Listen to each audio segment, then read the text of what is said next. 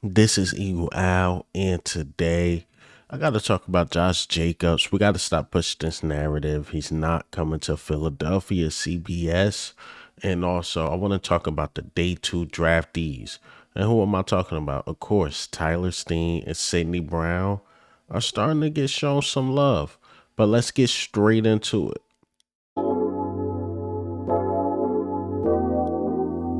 All right, so I have to play this for me. All right, that's for me personally. All right, so I was supposed to go to the practice today, but fortunately can't make it. Some family stuff going on. So I won't be there, but I will definitely probably shoot a video that night and depend on what the clips I get sent or I see on Twitter, and I'll make my assessment from there. But I'm gonna be very, very busy today, so I can't make it basically. So hope you guys, the people that go, really enjoy themselves. But I really wish I could make it, but fortunately I can't. Oh man, I wanted to meet some of you people, but it's not the end of the world. I will go to an Eagles home game. I know I usually go to the away games when they play like the Giants or upper like New York team. I wanted to go see when they play the Jets, but I'm gonna try to make it to the link. I'm actually closer to the link than to MetLife Stadium. So yeah, so hopefully, I make it to one of the games. We all meet each other, but practice would have been dope. Practice would have been dope. All right, so let's get into this. The top landing spots for Josh Jacobs. Number one is the Eagles. Number two is the Bears. Number three is the Dolphins. Number four is the Broncos. Number five is the Cardinals. See, the thing is, the Eagles should be at the bottom 30 uh, of getting Josh Jacobs. And see, one of the best things I did was just start covering the Eagles only because some of these statements is just ridiculous. And what do I mean by that? It's like on my old page, I used to try to cover every team in the beginning, which I was doing very well with, but sometimes you can make more mistakes doing that. But when you cover just one team, it's somewhat easier and you can manage it better. And it's more niche. And I love my Eagles fans because I'm an Eagles fan. So I say that to say this.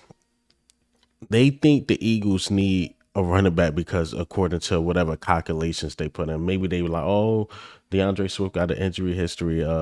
Penny got an injury history. Kenneth Gainwell, we're not sure about him. And Trey Sermon failed them for it. Like they doing all these random numbers, and maybe they just came out with the Eagles, and we got cap space to sign a Josh Jacob, or even trade for him. But if we really watch the Eagles, running back is not the problem. Is linebacker. We unsure about who's going to be the starting safety, but running back is the least. It's the least of the Eagles' problems. So CBS, I'm not sure why they keep saying this, and I don't really want Josh Jacobs. I know he's a top five running back. He can make this offense dynamic, but I think honestly, DeAndre Swift made the offense better because he is more of a pass catching running back. Josh Jacobs is just he's going to go get those first downs, big runs. He's a pure running back. But the way Nick Sirianni run the offense and the way Brian Johnson want to run the offense, he want pass dynamic. He want guys that can catch and go. Yeah, we're gonna run the ball, of course, but we don't really need like a dynamic just runner. We need that guy that can catch the ball out the backfield too. That's what we want, and that's what we getting. Josh Jacobs again is a dog for sure, but it just don't fit us. You know, fit us. So I don't see us trading for him. And if we do, I will be shocked.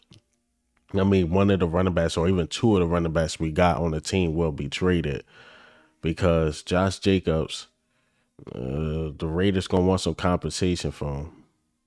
Just saying. Now, when I look at this list myself, I say personally, I think probably the Dolphins. The Dolphins are probably one of them, as Dolphins are looking for a running back. It looked like Cooks or Dalvin Cook is going to New York more than likely, but I say the Dolphins, not really us. So again, I'm not sure how they coming up with this calculation. I think they just putting it in the system. Eagles number one landing spot. I don't know about that. All right, so let's talk about this. Let's get you out the way. Let's talk about my guy Tyler Steen starting to get some love. So Josh Talatino put this out that Eagles rookie offensive lineman Tyler Steen putting in work, learning under the fly and under Jeff Stoutland, learning on the fly under Jeff Stoutland. Two legits, right? So I like it. I like it a lot because it felt like what's going on with Tyler Steen? Like he was just going completely under the radar. Like we know Cam Jurgens, that's his spot. It is his spot. But what I've been hearing is that, all right, cool. Maybe he don't get the spot. And according to Jeff Kerr, he's learning how to do the left tackle thing, being versatile on the line. So of course he's gonna learn some guard stuff and tackle stuff. And that's really, really good. It's really, really good for a rookie like himself. And for rookies, it's okay. We know he's a third round pick. We know he's a third round pick or second round pick, something like that. I can't even remember. I think a second or third. I know him and Sidney Brown was picked like right after each other, so I think it's third. Yeah, so we know he's our third round pick, and again, we would love him to play immediately, but it just not happening. You got to learn the game. There's certain things he got to clean up. And I usually come with a rookie, and again, it's okay. It's okay if you don't start the first year. The same thing I'm saying about Tyler Steen. The same thing I said about Cam Jurgens last year. Like, oh, he's going behind a all pro center. Like, let him sit for a year. At least they did. Now they put him at right guard, and Tyler Steen looked like he's going to sit for a year. I don't know where we're going to put him. Are we just going to move Cam Jurgens to his natural position and then put Tyler Steen right there? But my question, I always say this. What if Cam Jurgens turned out to be a Pro Bowl right guard? Like, he's top notch. It's like, dang, do you move him to center or do you want to keep him at guard? And Landon Dickerson, a lot of people forget this, but we drafted him to replace Kelsey. We did not draft him to be the left guard. He was just so good at it, and it just worked out for us. And we just gonna keep him there. So again, it's good to hear Tyler Steen is working. It's working at all positions, and then Jeff Stoutland is Jeff Stoutland doing this job. All right, and I guess lastly, my guy Sidney Brown. If you've been following me for a while, you guys know I love Sidney Brown and what he can bring to this team is potential. So Sidney Brown is everything what I thought. Hard worker, just moving up, working, moving up that depth chart. And he did get some snaps with the first team. I believe it was Sean Desai. I'm gonna go ahead and play this clip. On the field. We've seen Sidney get some reps with the first and second defense now. I guess what's his progress look like to you, and is he kind of Yeah, same. I mean, he's doing well. You see his speed and his ability to break on balls and his aggressiveness.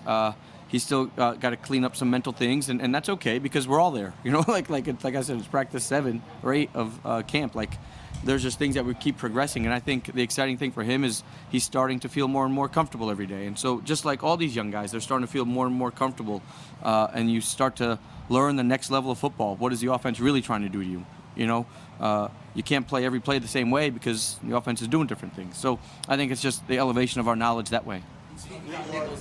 Right, so you see what Sean Desai said. So Sean Desai was like, yo, he's working, but he got some mental things to clean up, and that's expected for a rookie.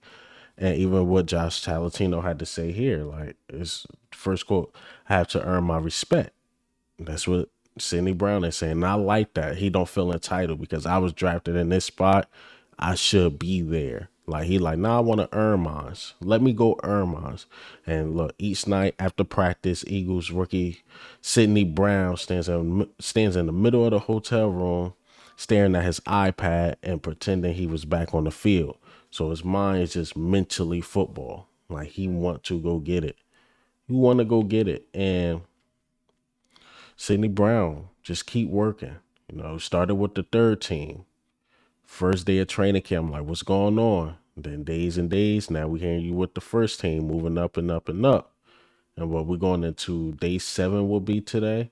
Then we're going to have some preseason games. And I believe the preseason games, Sidney Brown will shine. Sidney Brown will shine and do his thing. So, again, keep working. That's all I can say. Best advice to Sidney Brown. If you ever see this video, got to keep putting in the work, man. Keep putting in the work, proving whatever doubters you have wrong. Right now, I see everybody's on your side. And shout out to Sidney Brown. Hopefully we get something right with that safety position, because we can't have Reed Blankenship the only constant. We need another constant there. But hey, man, what do you think, and how do you feel about Sidney Brown, working, saying he have to earn his respect? Am I wrong about Josh Jacobs? Do people actually want him to come to Philadelphia? I could be wrong in some people's eyes. And lastly, Tyler Steen putting in work. And I can't wait till you guys upload some clips from the public practice. The first one I will miss. It's breaking my heart, man. But this is Eagle Al. I'm out.